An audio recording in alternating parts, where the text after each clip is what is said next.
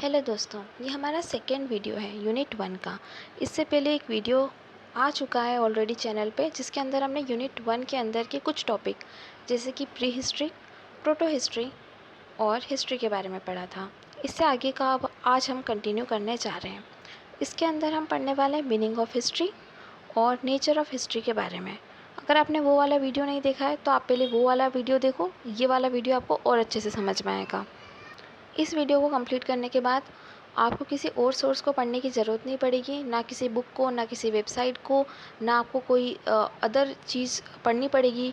इससे आपका कॉन्सेप्ट भी क्लियर हो जाएगी, एक अंडरस्टैंडिंग भी बन जाएगी और आप एग्ज़ाम में भी इसको काफ़ी अच्छी तरीके से लिख पाओगे। तो चलिए शुरुआत करते हैं हमारे फर्स्ट टॉपिक से, जो है मीनिंग ऑफ हिस्ट्री। हिस्ट्री की मीनिंग को जानने के लिए सबसे पहले हम हिस्ट्री शब्द पे गौर करते हैं। हिस्ट्री शब्द होता क्या है? हिस्ट्री शब्द, जिसको हम इंग्लिश में हिस्ट्री बोलते हैं, हिंदी में इतिहास बोलते हैं, लेकिन इसका उद्भव कहाँ से हुआ, ये उत्पन्न कहाँ से हुआ? इसकी उत्पत्ति एक ग्रीक शब्द हिस्टोरिया से। हिस्टोरिया का अर्थ क्या होता है? हिस्टोरिया का अर्थ होता है इंक्वायरी, यानी कि जांच, और नॉलेज एक्वायर्ड बाय इन्वेस्टिगेशन, अन्वेषण से प्राप्त ज्ञान। इसको हम क्या बोलते हैं? हिस्ट्री। अब ये हिस्ट्री के अंदर हम, अगर आप एक तरीके से देखो, जो हिस्टोरिया शब्द है उसका मतलब इन्फॉर्मेशन ही हो रहा है, एक तरीके से नॉलेज हो रहा है। तो हिस्ट्री भी क्या है? एक सोर्स है बहुत सारा, जिसके अंदर नॉलेज है बहुत सारी, उसके अंदर इन्फॉर्मेशन है जो पास्ट की है। लेकिन हम उसको पढ़ते क्यों हैं? वो तो पास्ट की है, पुरानी घटनाओं को पढ़ना ही क्यों है? तो देखो, जब आप हिस्ट्री पढ़ते हो ना, तो आप पुरानी घटनाएं तो पढ़ते हो, साथ में आप पढ़ते हो समाज के बारे में। धीरे धीरे समाज कैसे इवॉल्व हुआ, हमारा कल्चर कैसे इवॉल्व हुआ, कैसे चेंज हुआ। आज का टाइम और पुराने टाइम में कल्चर में डिफरेंस है, सोसाइटी में डिफरेंस है। वो सारी चीज़ें हम हिस्ट्री के अंदर पढ़ते हैं, क्यों हुआ, कैसे बदलाव हुआ। ह्यूमन एक्सपीरियंस, हिस्ट्री क्या है? मानव के अपने एक्सपीरियंस ही तो हैं। जैसे कि आप बताओ, पुराने टाइम के जो लोग हैं उन्होंने अपने एक्सपीरियंस को कहीं पे नोट किया, कहीं इकट्ठा किया, रिकॉर्ड किया, उसी को हम आज हिस्ट्री के नाम से पढ़ रहे हैं। हिस्ट्री में क्या होता है? एक पीढ़ी का नॉलेज दूसरी पीढ़ी तक जाता है। हिस्ट्री पढ़कर हम क्या कर सकते हैं? हम हमारे प्रेजेंट को और अच्छे से समझ सकते हैं और भविष्य को भी एक अच्छे से हम, मतलब एक विज़न देख सकते हैं। हमारा जो फ्यूचर विज़न है उसको फॉर्म करती है हिस्ट्री। आपको स्क्रीन पर मैं जो फ़ोटो दिखा रही हूँ, अगर आप इस फ़ोटो को गौर से देखो तो इस फ़ोटो की हर एक चीज़ आपको कहीं ना कहीं मोटिवेशन देती है, आपके फ्यूचर विज़न को फॉर्म करती है, या फिर आपको प्राउड फील कराती है। ये वाला फ़ोटो आप देखो, इसको देखकर आपको लगता है यार इंडिया का कल्चर कितना रिच है, हमारे इंडिया में कितना रिच आर्ट एंड कल्चर है। ये बात तो हम जानते हैं, लेकिन ये बात हमको पता कैसे चली? अगर हम हिस्ट्री नहीं पढ़ते तो क्या हम जान पाते कि भारत का इतिहास, भारत के अंदर कितनी रिचनेस है कल्चर को लेके या फिर आर्ट को लेके? पुराने टाइम में भी हम कितने आगे थे। उस टाइम की कलाकृतियाँ अगर आप देखो, उस टाइम की टेक्नोलॉजी देखो, इन सब के बारे में पता कैसे चलता है? हिस्ट्री को पढ़कर। अब हमने हिस्ट्री की मीनिंग को जान लिया, अब हम पढ़ने वाले हैं हिस्ट्री के नेचर को, यानी कि इतिहास की प्रकृति को। आपका स्क्रीन पर ये जो दिख रहा है ये अभी इंग्लिश में, अगर आप इंग्लिश मीडियम से हो तो आप इसका स्क्रीनशॉट ले सकते हो, और इसके बाद वाली स्लाइड हिंदी मीडियम के लिए, अगर आप हिंदी मीडियम से हो तो आप उसका स्क्रीनशॉट ले लेना। आप इतना पढ़ोगे वो आपके लिए सफिशिएंट होगा एग्ज़ाम के लिए। और मैं जो समझा रही हूँ आप उसको अच्छे से समझो, आपकी एक अंडरस्टैंडिंग बन जाएगी और आप इसको याद कर लोगे तो आप काफ़ी अच्छे मार्क्स, काफ़ी ज़्यादा अच्छे मार्क्स आप ला सकते हो एग्ज़ाम में। अब हम स्टार्ट करते हैं हमारे हिस्ट्री के नेचर से। अब हिस्ट्री है क्या? एक तरीके से अगर आप देखो ना तो हिस्ट्री इंटरप्रिटेशन ही है। अगर हम प्री हिस्ट्री की बात करें ना, उस टाइम का कोई इंसान अभी तक बचा होगा, ठीक है? वैसे ही मतलब कौन ज़िंदा रहेगा यार इतने साल, कितने साल हो गए प्री हिस्ट्री को? उस टाइम ना तो किसी को लिखना आता था, ना कुछ लिखे हुए सोर्स मिलते हैं, तो हम उसके बारे में जानेंगे कैसे? हम उसकी व्याख्या करेंगे कैसे? तो प्री हिस्ट्री को जानने के लिए वैसे तो बहुत सारे सोर्स होते हैं। मैं सोर्सेज ऑफ एंशिएंट हिस्ट्री पे भी एक वीडियो बनाऊंगी इस वीडियो के बाद में, उससे आप और अच्छे से जान सकोगे। पर अभी के लिए आप इतना समझ लो कि जो आर्कियोलॉजिकल सोर्स होते हैं, जो हमको खुदाई में मिलते हैं, हम उसकी हेल्प से पता लगा पाते हैं यार पहले के टाइम पे क्या होता था, कैसे लोग रहते थे। हमको एग्जैक्ट तो नहीं पता, लेकिन हम इंटरप्रेट करते हैं चीज़ों को देखकर। जैसे कि आप पुराने डॉक्यूमेंट्स देख लो, डॉक्यूमेंट्स तो चलो बाद में आए, जब हिस्ट्री लिखनी स्टार्ट हो गई, उससे पहले आप देखो तो आप आर्टिफैक्ट्स देखते हो, ठीक है? जो मूर्ति होती है, जो मृद भांड होते हैं, ठीक है? ये जो मूर्ति है इसको देखकर आपको लग रहा है ना कितना अच्छी कलाकृति बनी हुई है उस टाइम पर। ये जो पुराना बर्तन है, इसके ऊपर जो डिज़ाइन है, ये सब पुरानी है। है ना, ये बहुत पहले की है। तो इसको आप देख के समझ सकते हो कि अच्छा उस टाइम लोगों के पास ये कलर होते होंगे, वो कलर कैसे बनाते होंगे। तो ऐसे आप इंटरप्रेट करते हो हिस्ट्री को। हिस्टोरियन करते क्या है, इंटरप्रेट ही तो करते हैं। और जब डॉक्यूमेंट्स आ गए, मान लो जब हिस्ट्री लिखना स्टार्ट करी तो स्टार्टिंग में पांडुलिपियाँ होती थी, उनके लैंग्वेज को पढ़ना, उन लैंग्वेज को समझना, ये सब धीरे धीरे इंटरप्रेट कौन करता, हिस्टोरियन। तो हिस्ट्री का एक नेचर तो ये है ही सही, इंटरप्रिटेशन। इसके बिना तो हिस्ट्री कैसे लिखेगा कोई। उसके बाद दूसरी चीज़ आती है कॉम्प्लेक्सिटी। अब हिस्ट्री में इतनी सारी चीज़ें जो इसको और जटिल बना देती है। कॉम्प्लेक्सिटी यानी कि जटिलता। आप देखो, इसको पॉलिटिकल व्यूज़ है, राजनीतिक। राजनीतिक के अंदर अब आप देखोगे कि एक टाइम पे राजा का शासन चलता था, एक राजा होता था, उसके सैनिक होते थे, मंत्री होता था।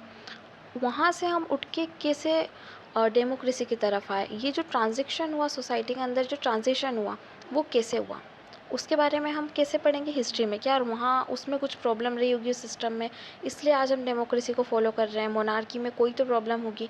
तो ये सब हम काय में पढ़ते हैं, हिस्ट्री के अंदर। समाज में कैसे बदलाव आए, पुराना समाज कैसा था, आज का समाज कैसा है, सांस्कृतिक कल्चर, पहले का कल्चर। आप देख ही सकते हो इंडिया का कल्चर कितना रिच है।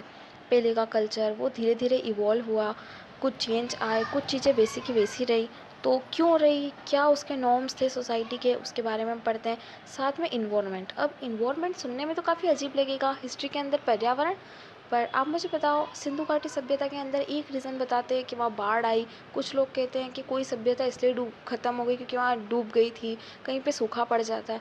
तो ये सब पर्यावरण ही तो है। तो पर्यावरण के बारे में भी हम पढ़ते हैं। आज भी बोलते हैं ना कि फ्लड प्लेन्स जो होते हैं वहाँ पर घर बनाते हैं, तो जब बाढ़ आती है तो बाढ़ का पानी आ जाता है। ये सारी चीज़ें कैसे पता चली, हिस्ट्री में भी ये सारी घटना हुई थी।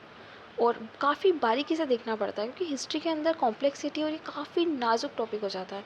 आप 1947 की एक घटना ले लो, जो हमारी भारत की आज़ादी, उस टाइम पे एक तरफ जश्न था, एक तरफ पे ये था कि वर्ल्ड का एक बहुत बड़ा ह्यूमन माइग्रेशन था, one of the biggest human migration जिसको हम कह सकते हैं। कितने लोगों को कितनी तकलीफ़ थी, कितने लोगों की डेथ हुई, कितने लोगों ने अपना सब कुछ खो दिया। पर एक तरफ जश्न था, एक तरफ गम था। तो बहुत कॉम्प्लेक्स हो जाती है चीज़ें हिस्ट्री को पढ़ने में। तो उसके लिए आपको चाहिए कि आप बहुत बारीकी से, एकदम नाजुक तरीके से उस हिस्ट्री को पढ़ो। एक वो भी है हिस्ट्री का नेचर। साथ में है एक परिवर्तन, साथ में स्थिरता, चेंज और कंटिन्यूटी। ठीक है, कंटिन्यूटी सेंस में ये यानी कि कोई चीज़ धीरे धीरे चल रही है, चेंज जैसे बदलाव दिख रहे हैं, और कुछ चीज़ चलती आ रही है, कंटिन्यू है आज तक। हम सोसाइटी में कुछ चीज़ें देखते हैं जो सालों से हम वो चीज़ फॉलो कर रहे हैं, आज तक फॉलो कर रहे हैं। और कुछ चीज़ें बिल्कुल चेंज हो गई, पहले जॉइंट फैमिली हुआ करती थी, आजकल न्यूक्लियर फैमिली का ज़्यादा चलन है। तो सोसाइटी किस तरीके से चेंज हुई, लोगों के पर्सपेक्टिव चेंज हुए, लोगों ने कुछ चीज़ें अडेप्ट करनी शुरू कर दी, कुछ चीज़ें ट्रांसफॉर्म हो गई, कुछ बाहरी कारणों की वजह से, कुछ आंतरिक कारणों की वजह से। तो हिस्ट्री अलग अलग थीम, अलग अलग ट्रेडिशन, इनके बारे में आपको और ज़्यादा नॉलेज देती है, इनके बारे में आप और अच्छे से जान सकते हो। अब फोर्थ पॉइंट है हमारा सब्जेक्टिविटी और ऑब्जेक्टिविटी। सब्जेक्टिविटी और ऑब्जेक्टिविटी।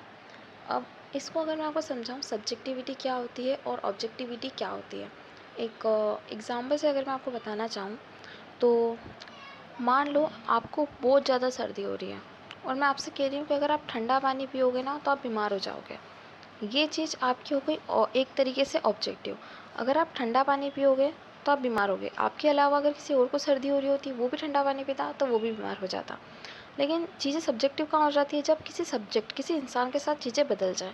मैं अगर बोलूँ मेरा फेवरेट कलर रेड है, हो सकता है कि आपका कोई दूसरा फेवरेट कलर हो, आपका रेड हो सकता है, ब्लू हो सकता है, ग्रीन हो सकता है, येलो हो सकता है, कुछ भी हो सकता है। तो ये आपके साथ साथ वो चीज़ें बदलती जा रही है।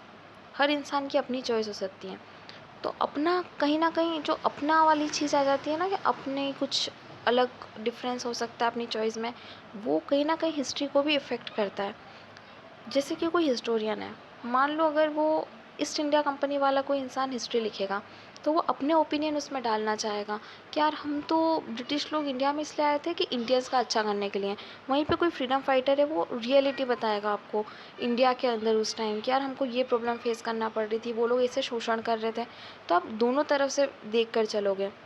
तो हिस्ट्री जब हम पढ़ते हैं ना, तो हमको बहुत सारी चीज़ें अलग अलग हिस्टोरियन की पढ़नी पड़ती हैं। हम किसी एक हिस्टोरियन की चीज़ें नहीं पढ़ते हैं, हम डिफरेंट टाइप के हिस्टोरियन पढ़ते हैं, डिफरेंट स्कूल यानी कि अलग अलग विचारधाराओं के हिस्टोरियन के अपन पढ़ते हैं ओपिनियंस, ताकि हमको एक ब्रॉडर सेंस में पता चले अच्छा वो चीज़ हुई क्या थी। क्योंकि कहीं ना कहीं हर इंसान अपनी चीज़ बताना चाहेगा, अपने विचारों को थोड़ा ज़्यादा वो दिखाएगा। इस वजह से ज़रूरी है कि हम उस चीज़ को भी समझें, वहाँ सब्जेक्टिविटी भी है और ऑब्जेक्टिविटी भी। उसके बाद आती है हिस्टोरियोग्राफी। हिस्टोरियोग्राफी जिसको हम बोलते हैं इतिहास विज्ञान, इसके अंदर भी आप देख सकते हो अलग अलग हिस्टोरियन होते हैं, वो स्टडी करते हैं, उसको इंटरप्रेट करते हैं। इंटरप्रेट यानी कि उसकी वही व्याख्या करते हैं। उसके बाद आप हिस्ट्री को लिखते हो अलग अलग मेथड से, ठीक है, अलग अलग तरीक़ों से आप हिस्ट्री को लिखते हो। कोई चीज़ें हाईलाइट करते हो, आप एक हिस्टोरिकल अंडरस्टैंडिंग देते हो, किस तरीके से चीज़ें इवॉल्व हुई है धीरे धीरे, कैसे परिवर्तन आए हैं समय के साथ में, है ना, कैसे चीज़ें विकसित हुई हैं। ये सारी चीज़ें भी आप किस में पढ़ते हो, हिस्ट्री के अंदर पढ़ते हो, एक टाइमलाइन के साथ चीज़ें पढ़ते हो। तो इससे आपको एक ओवरऑल पता चलता है कि यार हिस्ट्री होता क्या है। हिस्ट्री के अंदर आप चीज़ों को खोजते हो, बारीकी से देखते हो, व्याख्या करते हो, उसकी जटिलता को समझते हो, परिवर्तन देखते हो कैसे आए, स्थिरता देखते हो, सब्जेक्टिविटी, ऑब्जेक्टिविटी, ऐसे बहुत सारी चीज़ें आप पढ़ने के बाद एक एक क्लियर माइंडसेट बना के हिस्ट्री को समझते हो। तो ये है इतिहास की प्रकृति।